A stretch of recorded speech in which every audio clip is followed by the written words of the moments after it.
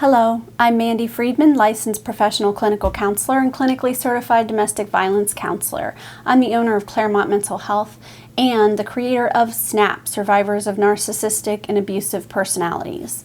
Today I want to talk about why it is that people who experience psychological abuse will often wish for physical abuse. So many times when I'm working with clients, I will hear them say, I know this sounds crazy, but I wish they would just hit me. And that's not crazy at all. There's a lot of reasons why we would wish for the physical abuse, and I'm going to list some of those reasons. But first I'd like to say that all abuse is physical abuse. I have a video on this channel with that same name. All abuse is physical abuse. I recommend that video to you if you are someone who thinks there's a difference, because there isn't.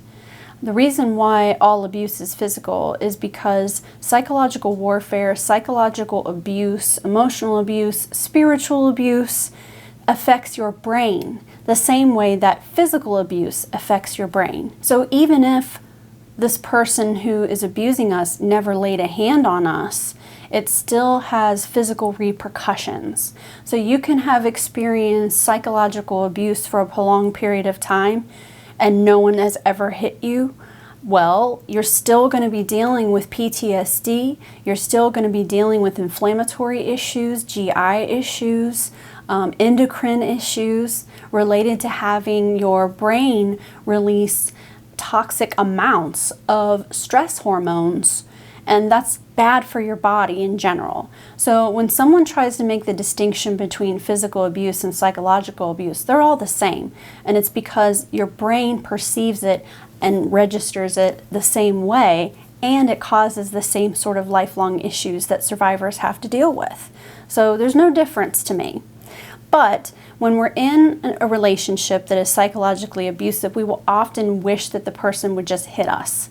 That's normal to feel that way. And I'm going to name some reasons why it is that we have that thought.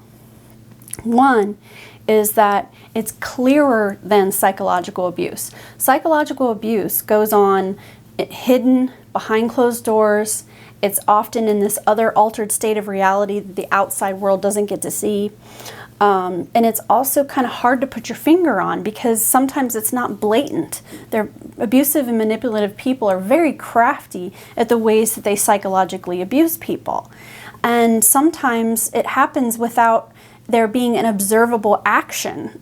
There are ways that people can psychologically abuse us by depriving us of what we need, breaking down our identity, and a lot of other things that go on. And basically, psychological warfare is what it is.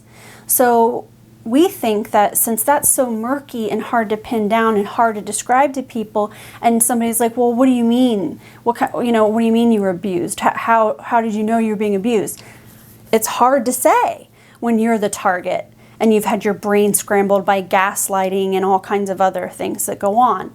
So the idea of having someone hit us seems like it would snap us to attention, that it's more clear, it's more pronounced, that okay, look, it is abuse. This isn't all in my head. This thing actually happened, it's observable. So that's one reason, is just that being physically hit is something that we can identify clearly, but psychological abuse is sometimes something that we never verbalize anything about, and when we've tried to, it doesn't come out right. It makes it seem like that we're crazy or paranoid. And so we need that sort of more clear, concrete action to happen to help us with that feeling of that we can't tell what's real and what isn't real. Another reason why people would want for someone to hit them as opposed to the psychological abuse is because we think that that will help others see how abusive the person is. So if you have a bruise, if you have a black eye from someone punching you and you're walking around with that, and you say, oh, my partner did this to me, well, it's clear then the partner is abusive. Abusive and manipulative people are really good at being duplicitous and being one way to the outside world and then being a different way at home. So often the targets of abuse feel like that no one will believe them because everyone really likes this person.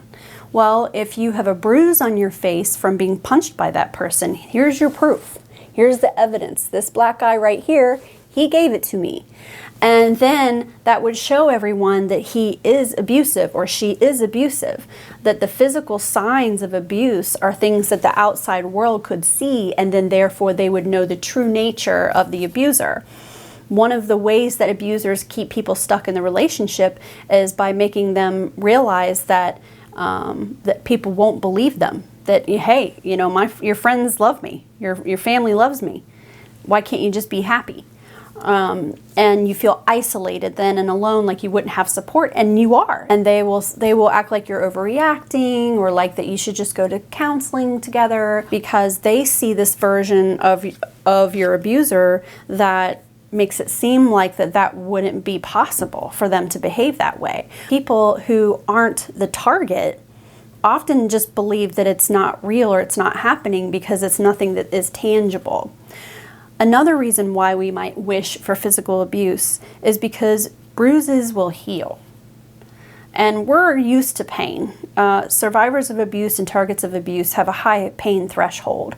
So physical pain, emotional pain, we can handle a lot of that. But with physical abuse, those things, those injuries will heal. Well, with psychological abuse, which is psychological warfare, they last a long time. These are the types of marks that don't go away. It leaves an imprint on your brain, right? So you can be traumatized with words, just the same as you can be traumatized with a physical act. And when we have a bruise from a physical act, that's something that dissipates and goes away. But the imprints that are left on us psychologically don't go away. And we wind up having lifelong issues, including medical issues, that we have to deal with for many years to come, long after the abuse is over. So we realize the damage that the psychological abuse is doing. It hurts really bad, and it really changes the way that we see ourselves in the world around us. Our identity is shattered. We can't tell what's real, what isn't real. And you know, with a broken arm or a shiner on your face, that will heal and we can forget about it, right? It'll go away. But the thoughts that remain as a result of psychological abuse, the self-esteem issues, the self-loathing, those things don't go anywhere for a long time, and especially if someone isn't working on them. If you're not really working a program of recovery, then you know you're going to be definitely having those sorts of issues crop up in your future relationships. That's why we have to work on these things. So I just wanted you to know that if you're thinking to yourself, man, I wish they would just hit me, you're not the only person that thinks that, and it makes perfect sense that you would think that. I hope this video has been helpful. Please like and subscribe. I'll talk to you next time. Bye.